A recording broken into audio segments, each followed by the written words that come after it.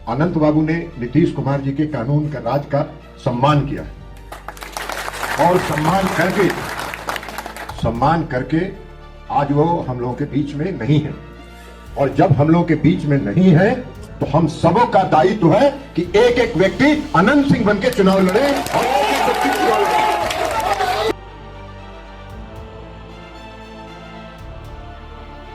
लेकिन इस पूरी गिरफ्तारी और इस हत्या से पूरे इलाके का जो राजनीतिक समीकरण है वो कैसे बदला है, कैसे बिहार की राजनीति में जो डॉन हैं, जो गुंडे हैं, जिनको की पॉलिटिकल पेट्रोनेज मिल गया, एक राजनीतिक सरपरस्ती मिल गई और उससे वो बड़े बड़े नेता बन गए हैं और वो इस कदर नेता बन गए हैं कि पत्रकारों को धमका रहे हैं और बाकी पूरे इलाके में एक तरह से उनके डर और खौफ से लोग थर्राए हुए हैं और ऐसे लोग आज भी हमारी राजनीति का हिस्सा हैं। देखिए, निश्चित तौर पे ये तो एक इस दिन दहाड़े इस हत्या को लेकर एक सवाल तो उठता है कि कानून व्यवस्था कहाँ गई।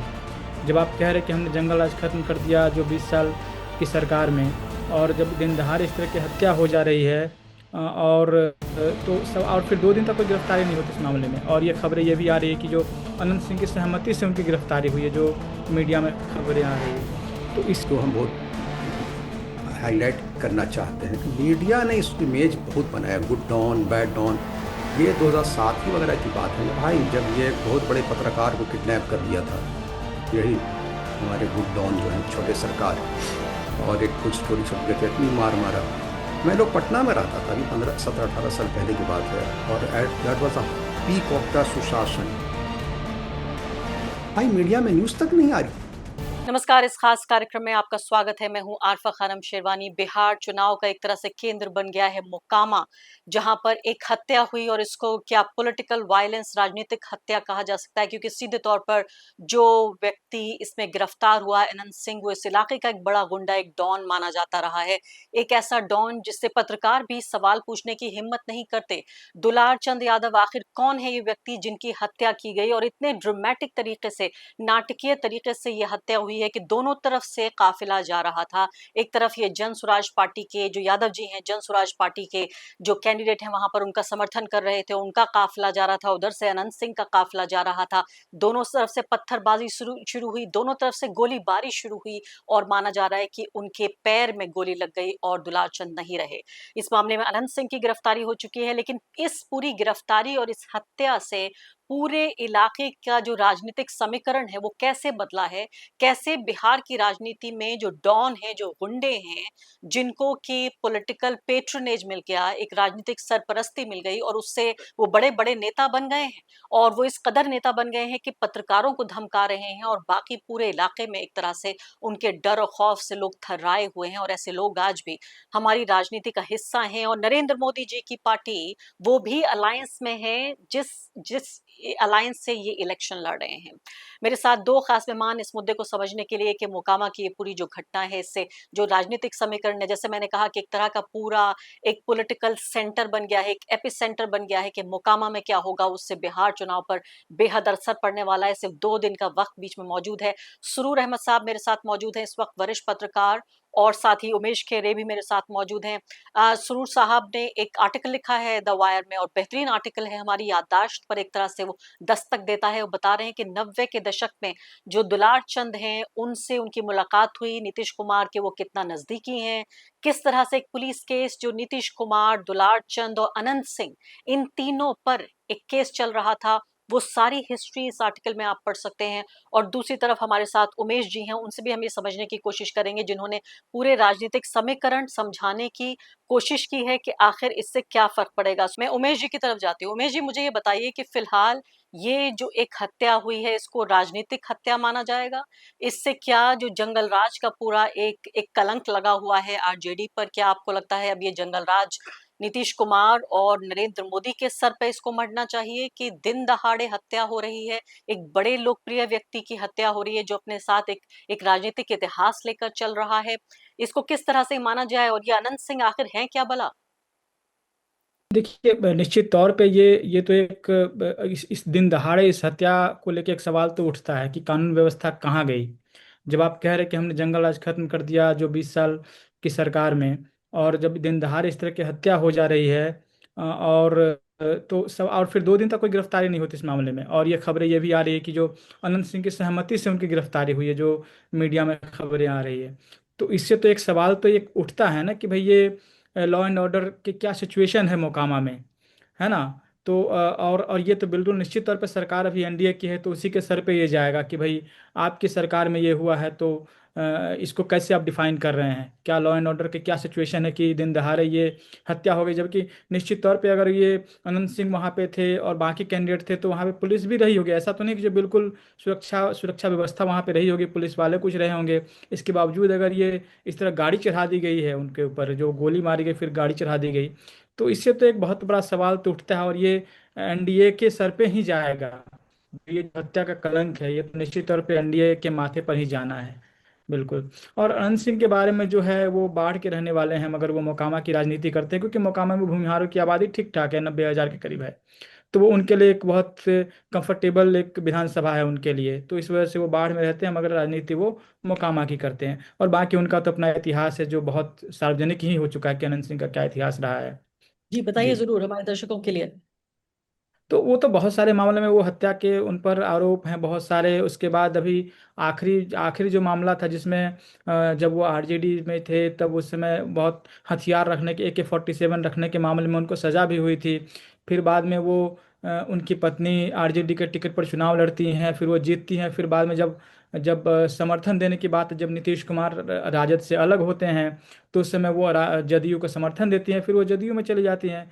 और उसके बाद फिर अनंत सिंह पर जो लगा केस होता है जिसमें वो सजा याफ्ता हैं, वो हाई कोर्ट से फिर वो बरी हो जाते हैं और फिर वो जदयू ज्वाइन कर लेते हैं, फिर जदयू से टिकट मिल जाता है। तो आपराधिक तो काफ़ी पुराना इतिहास रहा है अनंत सिंह का उस क्षेत्र में। और ये सुरूर साहब बहुत अच्छे से और बता सकते हैं क्योंकि वो बहुत पुराने पत्रकार रहे हैं। जी जी, सुरूर साहब मैं आपसे ये जानना चाहती हूँ कि एक तरफ हम ये देखें कि जो डॉन है, चाहे वो उत्तर प्रदेश के डॉन हो या बिहार के डॉन हो, यहाँ डॉन का राज रहा है। और मैं ये नहीं कहना चाह रही हूँ यहाँ पे कि सिर्फ एक पॉलिटिकल पार्टी है जो इन डॉनों का सहारा लेती है। ये जो डॉन है, जो गुंडे हैं, ये इनमें अब जो मतभेद किया जाने लगा वो ये कि मुस्लिम डॉन और हिंदू डॉन, बीजेपी का डॉन या विपक्ष का डॉन। आप देखिए उत्तर प्रदेश में ये अलाउड है कि अगर आप बहुसंख्यक समुदाय से हैं और आप बीजेपी का सपोर्ट करते हैं तो आप डॉन हो सकते हैं, फिर भी आप पॉलिटिक्स कर सकते हैं। हम यहाँ पर ये भी देख रहे हैं बिहार में कि जिस तरह से मोहम्मद शहाबुद्दीन को लेकर या इस तरह से बाकी दूसरे जो 1-2 लोग हैं उनको लेकर इस तरह की छवि बनाई जाती है कि देखिए मुस्लिम डॉन है, विपक्ष का साथ दे रहा है। और किस तरह से विपक्ष यानी कि जो इंडिया गठबंधन है, चाहे वो आरजेडी या कांग्रेस और बाकी दल हों, कि उनके साथ है तो वो बुरा डॉन है। तो जो अच्छा डॉन और बुरे डॉन की जो डेफिनेशन है वो इस चुनाव में दिख रही है। हाँ हाँ, गुड डॉन बैड डॉन, जैसे गुड तालिबान बैड तालिबान था ना स्टोरी की। और गुड मुस्लिम बैड मुस्लिम, महमूद ममदानी किताब भी है जिनके बेटा कल इलेक्शन लड़ेंगे।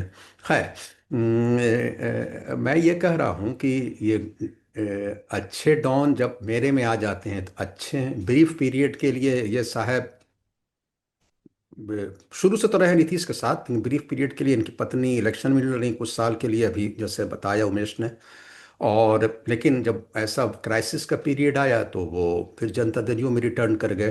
तो गुड डॉन, देखो एक बात यह है कि उसमें रोल मीडिया का क्या रहा है, जो हम बहुत हाईलाइट करना चाहते हैं कि मीडिया ने इस इमेज बहुत बनाया, गुड डॉन बैड डॉन। ये 2007 ही वगैरह की बात है ना भाई, जब ये एक बहुत बड़े पत्रकार को किडनैप कर लिया था, यही हमारे गुड डॉन जो हैं छोटे सरकार। और एक कुछ स्टोरी छप गए थे, इतनी मार मारा। मैं लोग पटना में रहता था, अभी 15 17 18 साल पहले की बात है, और at that was a peak of the सुशासन।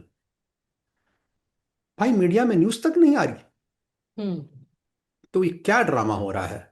मतलब ये है कि कहीं अगर हो गया तो वो गुड डॉन था, वो बैड डॉन था, उसको खूब हाईलाइट कर दे। नहीं भी देखो अभी हेडिंग, अभी देखो दुलार चंद यादव, वो एक लोकलाइज क्रिमिनल अपने ज़माने का बहुत बड़ा था, लोकलाइज लेकिन था। वो आनंद सिंह नहीं था, वो शहाबुद्दीन पप्पू यादव एंड पूरे पैन बिहार उसका इमेज माने कि नहीं जाना जाता था, और उस जमाने पीरियड था वो ख़त्म हो गया। लेकिन जैसे उसका मर्डर हुआ तो ये ज़्यादा अखबारों में हेडलाइन बनी, one of the English newspaper में, कि एक्स लालू एट किल्ड। अरे हम्म। भाई वो अभी तो वो जन स्वराज के लिए आयरनिकली जो नई टाइप ऑफ पॉलिटिक्स करने जा रहे हैं बिहार में, उनके लिए वो कैंपेनर बना हुआ था। ये तो खुद ही एक बढ़िया बिहार के लिए एक आयरनी है कि भाई तो जब प्रशांत किशोर अपनी दूरी नहीं बना सकते थे या कैंडिडेट को यही कह सकते कि भाई तुम दुलार चंद जिसकी पास हिस्ट्री इतनी ऐसी रही है इसको ना लो, और इस टाइप का माने कि एक छवि वाला आदमी, लेकिन पॉलिटिक्स में सब वही कर रहे हैं, तो हम जी हाँ। क्यों तो कहें कि अब मैं अगला लालू सवाल नहीं। आपसे पूछना चाहती हूँ उमेश जी कि ये बताइए कि जो जातीय समीकरण है उस इलाके के, उस पर किस तरह का आप असर देख रहे हैं? जातीय समीकरण यानी कि इंडिया बनाम एनडीए के लिए ये बीच में जो एक ये पॉलिटिकल सियासी हत्या आ गई, ये पॉलिटिकल जो मर्डर आ गया, इसको आप किस तरह से देख रहे हैं? क्या आपको लगता है गिरफ्तारी करने से ये इलेक्शन बदल जाएगा, इसके आसपास की सीटों पर असर पड़ेगा, या आपको लगता है उल्टा अनंत सिंह को हमदर्दी मिल सकती है लोगों की? देखिए, मैं कल मोकामा में था, तो वहाँ पे कुछ लोगों का ये कहना था कि अरे वो तो अनंत सिंह तो अक्सर जेल में ही रहते हैं लेकिन तब भी जीत जाते हैं तो कुछ फर्क नहीं पड़ेगा। मगर इस हत्या को लेके चूंकि दुलार चंद यादव जो थे वो हैं तो आरजेडी सपोर्टर, बाकी सीटों पर उनका कहना था कि हम आरजेडी को सपोर्ट कर रहे हैं और तेजस्वी यादव को मुख्यमंत्री बनाना चाहते हैं। मगर उस पर्टिकुलर मोकामा सीट पे वो धानुक समुदाय से जो आते हैं जन स्वराज कैंडिडेट, उनको सपोर्ट कर रहे थे क्योंकि इनकी अदावत दोनों भूमिहारों से थी, सूरजभान सिंह से भी और अनंत सिंह से भी। हम्म।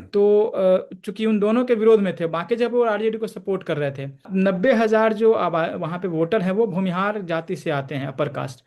और जो 65,000 मतलब 65,000 जो है वो धानुक और कुर्मी हैं, और 45,000 करीब यादव और मुस्लिम हैं। तो और छोटी जातियां हैं, तो इसमें एक अनंत सिंह जो जीतते रहे हैं वो भूमिहार के वोट से, और प्लस धानुक, क्योंकि धानुक और कुर्मी नीतीश कुमार के वोटर रहे हैं।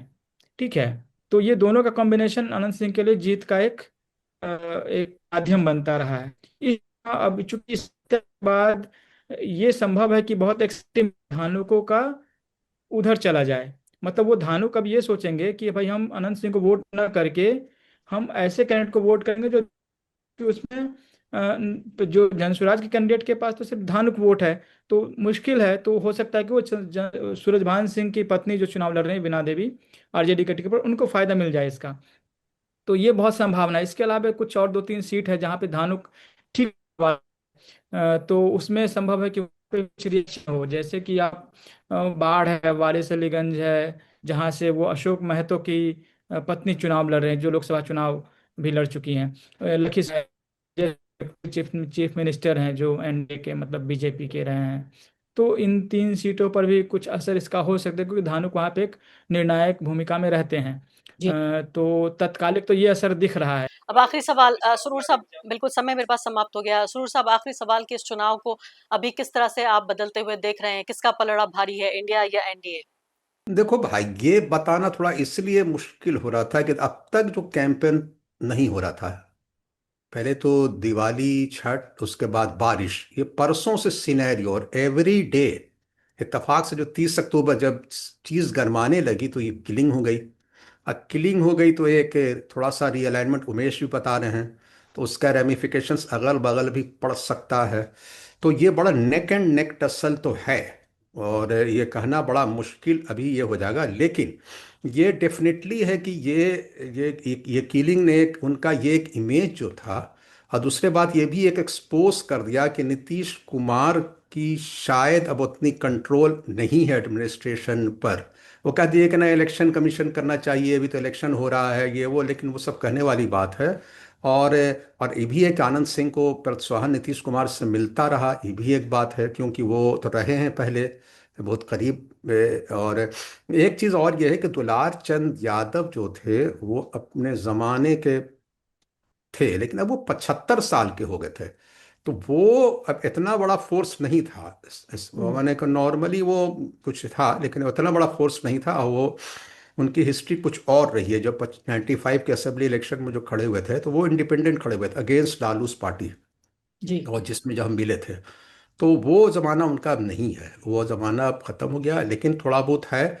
और जी। यादवों का अगर मारा जाना होता है तो वह एक sympathy wave, it will push Yadav, जो दूसरे जो यादव जो थे अगल बगल मान लीजिए कुछ दूरी पर, जो कि दूसरे रेबल को दे रहे थे या कुछ और दे रहे थे, वो यूनाइटेड और फोर्सफुली अंडर तेजस्वी हो जाएंगे। कि एक यादव का मारा जाना इट विल डेफिनेटली सेंग। और धानु के बारे में वो बता दिया उमेश ने। बहुत दिलचस्प हैं दोनों बातें। आप ये कह रहे हैं कि या हो सकता है इसके बावजूद भी कि इस पर्टिकुलर कंस्टिट्यूएंसी पर वो जन स्वराज के कैंडिडेट का सपोर्ट कर रहे थे, प्रियदर्शी का, लेकिन इसके बावजूद एक यादव का मारा जाना एक तरह का उसका एक पॉलिटिकल सिंबलिज्म है जो पूरे चुनाव पर असर डालेगा। मेरे पास समय समाप्त हो गया है, बहुत बहुत शुक्रिया जी। तो गोली चल के मारा जाना एक अलग बात है।